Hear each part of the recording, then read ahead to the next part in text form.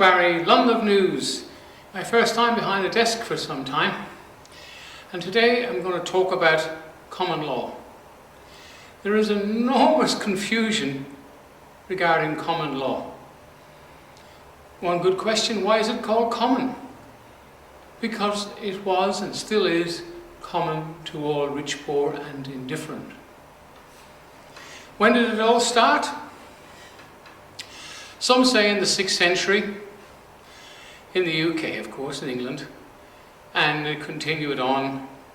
And after the Battle of Hastings in 1066, William the Conqueror came to England, and with him he brought some very smart people from the Jewish community who were great bankers and great record keepers. And then you've probably heard of the Domesday Book, which they put together all the records of the UK, who owned what, many cows you had and what land you had.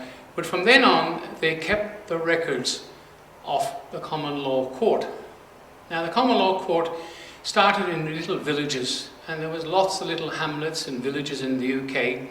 And say you had a dispute over your little block of land, and the next door neighbour put a dwelling or a shed or something up that encroached onto your property. And as usual, even today, people would not be happy about that, so they started to complain to the elders. Back in those days, there were counties and shires, and every shire had the reef, and he was the man who made the decision with the elders as to what should happen in relation to a dispute. Hence he became known as the Shire Reef, and of course, like everything else, gets abbreviated to sheriff. So that's where they get the term sheriff. Now in the United States you'll find sheriffs will stand up and say, we are the highest authority in the land, we override all other statute, police, etc., etc., which is very, very true. And we will not be enforcing some of the statute laws that we found unlawful. So the sheriff is the authority, he gets that from the people are the authority, and the people are the common law court. Why did it die out? Well, it didn't to a certain degree. It ran parallel in England with the statute law which came in, and they had the Inns of London where you got people, young kids went there and studied law, and they stayed in the inns. That's why they were called the inns courts. And it gained a lot of momentum, and it's just like medicine in the United States, natural medicine, herbal medicine, homeopathic medicine, all of these medicines were on a par equal with chemical medicines. But then Rockefeller and Carnegie and these guys came along and they put some money in. And when you put money into something, it's there for a reason, it's to make money again. And of course, everything on the money side gets bigger and greater. Just like in our common law court, which is rather poor, if we had someone put some money in, we would get a lot more traction. So back in England, in 1870 something, I'm not sure the date, I've forgotten, I can't remember everything. I'm not reading off I don't have the luxury of prompts here. It's what's coming from up here. If it's wrong, well, I made a mistake. They more or less, common law died off because of paperwork. Now, in our court cases here, there is an enormous amount of paperwork. It's got to be filled in, the summonses, and lots of pages and stuff. So there is a lot of paperwork behind common law, which makes it a very slow process, and there most certainly isn't any money in it.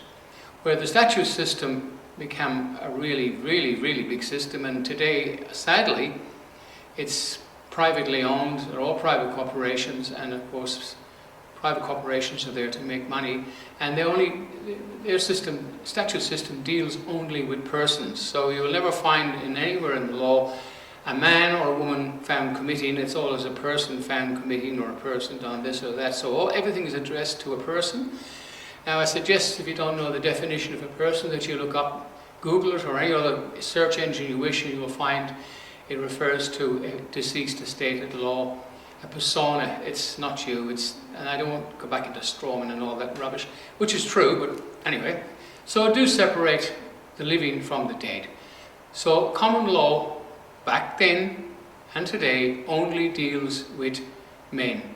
We do not address anything to Mr. John Michael Doe, because Mr. is part of that fictional system or statute system. It's Michael John Doe, the man, or the woman, whoever the case may be. We only deal with man to man. And you, as a man or a woman in the community, can lay charges in the common law court against another man or woman who has caused you harm. Now, the principles of the common law is humanity, caution and prudence. Humanity means be kind to others, don't set out to cause problems. Caution, be careful of your actions, avoid harming others. And prudence is to use common sense and be mindful you are responsible for the consequences of your actions. Today in 2021, how can you and I use common law?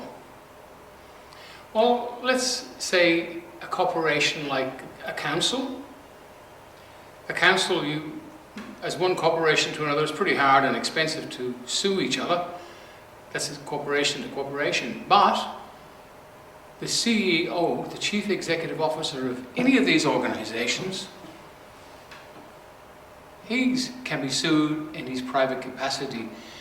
And if they've caused you harm, injury, and loss, as an individual, you can bring to the common law court your complaint, and they will and can be summoned to mediation.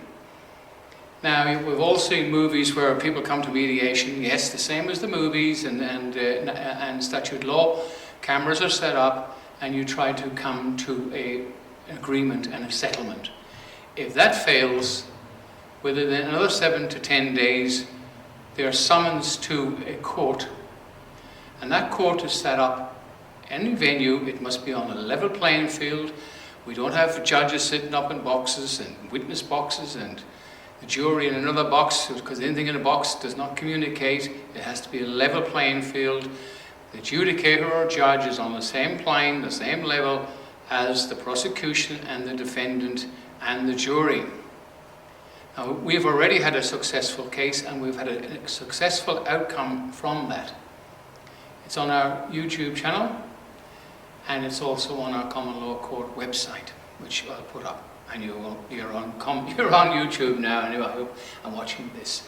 Now, that case then goes before the jury. You put your case forward. If the defendant turns up, if he doesn't, it's seen as not in his favour. It's seen that he's got something to hide, and perhaps an admission of guilt.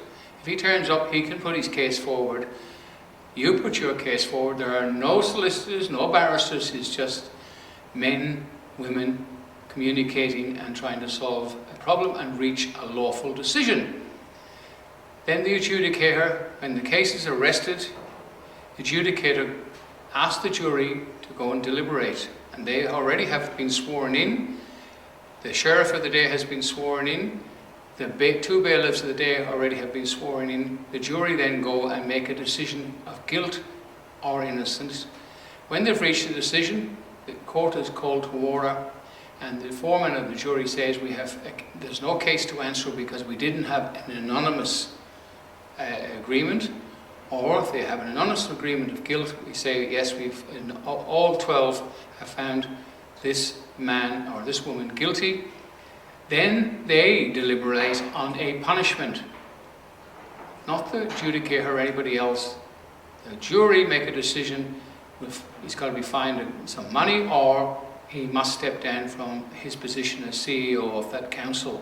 That's it, how simple it works.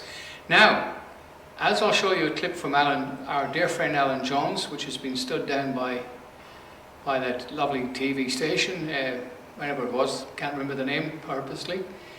He's been stood down because the truth is very, very painful. Now, once it's published, the results of that court case, that 12-man jury is published on a website and a YouTube channel or Facebook, it then becomes law. Now that barrister, we'll show you a clip on a screen later on, I hope I don't forget to put it up, explains the process. Now that's coming from a silk barrister, and it's so simple. It's kindergarten stuff which we've forgotten about. And there's no money in it, so nobody makes anything. In fact, trying to run a common law court is very expensive.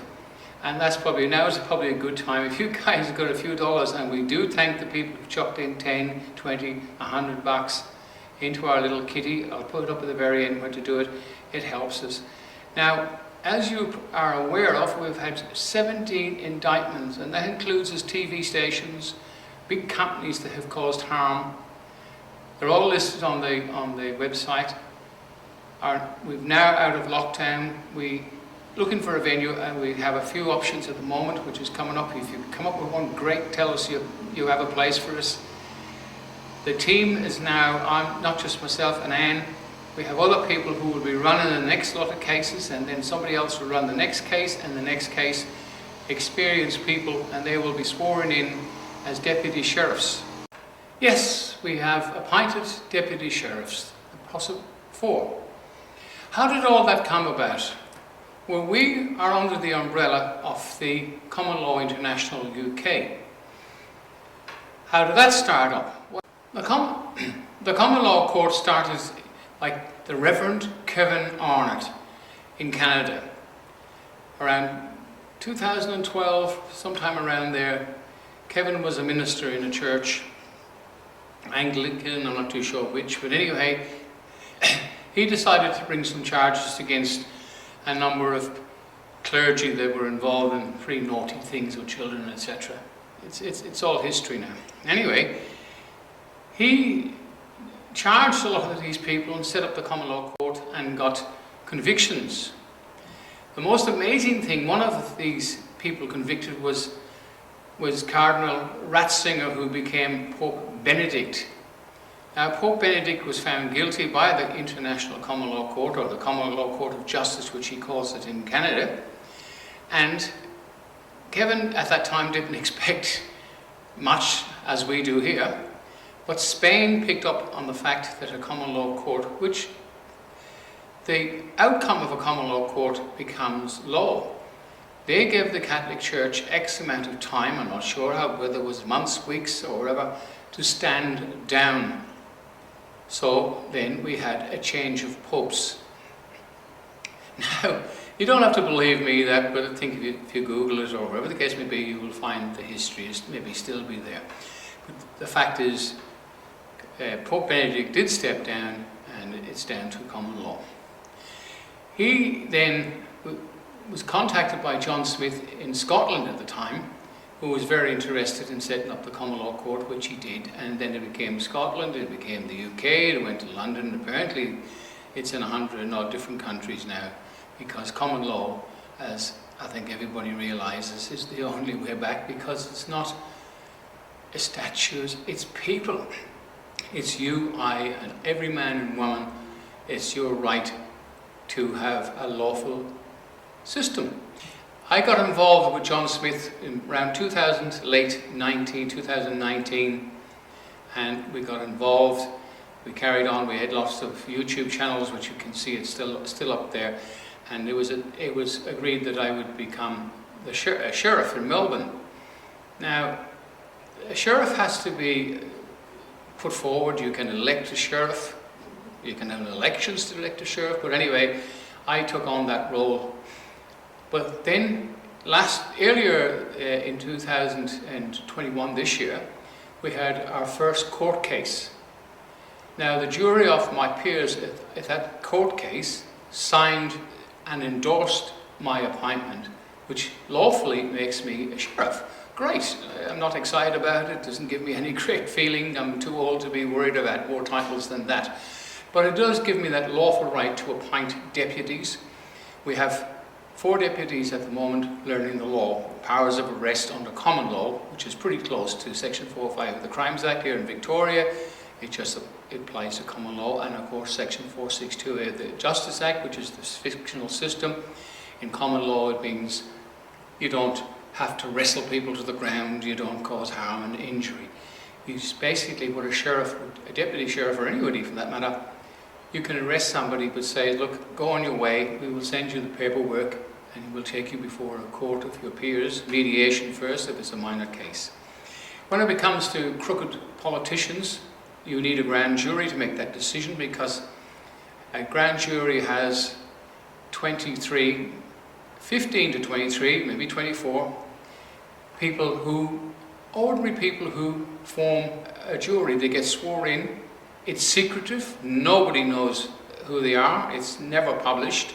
They make a decision whether there's a case to answer or not. Not guilt, not innocent, but yes, there is a case to answer, as you probably heard, a probable cause to carry on, and then the paperwork is signed off by the sheriff, deputy sheriff for the day, the secretary or the foreman of the court to sign the paperwork, and then they're indicted. And then the next thing, they get a summons to come to a 12-man jury, and if they're found guilty there, it has to be published on the website, on YouTube, and then it becomes law.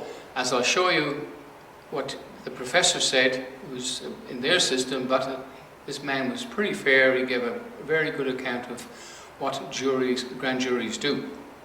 As we established, common law courts have a very, very long history. They ran parallel with the fictional system or the statute system in the early days, but they were rubbed out by powerful money, people, barristers, and lots of money put in and changed everything. But now the people are making that resurgence. They're coming up and saying, we've had enough. Our systems are pretty stacked against us, and we the people have the power. It was called the Great Awakening, and I think we're seeing that. So let's wake up together, work together, help us out financially with a few dollars, because what I'd like to see is a common law court vehicle on the road with sheriff or whatever the case may be, advertising the fact that we exist. People can then ask us, and we'll have our details on the website. They can get help, because we all need help. Now, the next piece I'd like to talk about, what separates you as a person, which is a corporation, and a living man or woman. If you're pulled over and asked for identification, you produce your driving license, your Medicare card, which belongs to the statute system. And that's why I urge people to get an identification which makes you, it says, a diplomat, and a diplomat is diplomacy for the sending state. So you, on behalf of your deceased estate name, in brackets, you are going to be diplomatic. You are a diplomat for that sending state, that corporation. You are the principal for that deceased estate. So if you're asked for an identification, you produce that. Now, if you notice on it's got a barcode. It gets registered by registered post, and that barcode stays with you forever. It's just better than producing the fictional system or the statute system. You're saying, here we're in now time. This is very important. We have past time, now time, and future time. We never use present times because that system, we stay away from words that relate to the statute system. So in now time, I am a living man, and with all due respect, I do not wish to contract. And the living and the dead cannot communicate. But if it becomes with a police, don't argue. Produce your identification. Look, you don't know who's just kicked them in the shin an hour ago. So just play the game if you have to. Later on, you can produce your ID. You produce your ID. A lot of police understand that and they accept it. Not during this COVID times because things are not normal, but things will go back to normal, and it's changing very rapidly. And we must be prepared to change as well. Attitude. But anyway, the common law court is your court. It's the people, men and women of Melbourne and Australia in general. There are lots of little organisations around the place pretending to be common law courts. Well, why not just join us? We're not unique. And our team are willing to help anybody who wants to run a common law court. But why change the wheel? Why reinvent it? The wheel has already been set up by the UK. It's worked for 4 years. Stick to the system. Yes, we're in Australia. We're running our own courts here, but we send our paperwork to the UK. Just why reinvent something that's working? Keep it simple. We will help anybody in Australia we can to set up and run a court. We'll provide the paperwork, but you mustn't try to change the wheel. A lot of people come along and say, oh look, why do we need this bit in here? Why do we need that in there? It's there because it's there for a reason, and it has worked for 4 years. Why the heck change it? And that is so important. John Smith was so strict about paperwork. One mistake and you didn't get to go ahead with your case. It was thrown out, and that's what's happening here now, because our system is the same. If you can't run a court. Some people have already done court cases with the same jury for 4 cases, and they had an adjudicator up on a stage. No. Level playing field. Just keep it simple. It's not like it's kindergarten stuff. It's that simple. So let's keep it simple. Anyway, if you want an ID, you know where to get it. London News at YouTube or wherever the heck it is. The address is up there. I'll put it up. I guess I should know it, shouldn't I? Anyway, I'll put the address up, some details, and if you have a few dollars to put into our association, we just paid a few bills. What happens is there's 2 people in the account. One pays it, then it comes to be approved by the second, and then the invoices are done, and it's paid out of an independent account. Our books are open. We've got receipts for anything we've bought. We've got caps, badges and stuff like that. We need a lot more, but as I said, we need a venue, and I'd like to put a vehicle on the road so they can be seen, and we want to help a lot of people. There's a lot of people in trouble, you know. Now, you don't own your own property. If you don't pay your rates. Don't take that kind of advice from anybody, because they put your house up for sale and sell it out from under you. We must play within their system at the moment, and until we get well and truly established with the common law court, we're just an acorn at the moment, which grows. We'll be able to fight these people on a level playing field. It's London News signing off. Thanks for watching, guys. Let's hope we can get some more information out there. I hope I got a little bit of it across the border. It's very hard to work. I wish I had a teleprompter and could read off it there, but you know, I don't have the luxury of a teleprompter. And I think, well, some people have them when they fall asleep in front of them. Anyway, London News signing off. Please keep in touch. I'll help you with the IDs, send information in, and put a few dollars in the account. And London News signing off. Bye for now.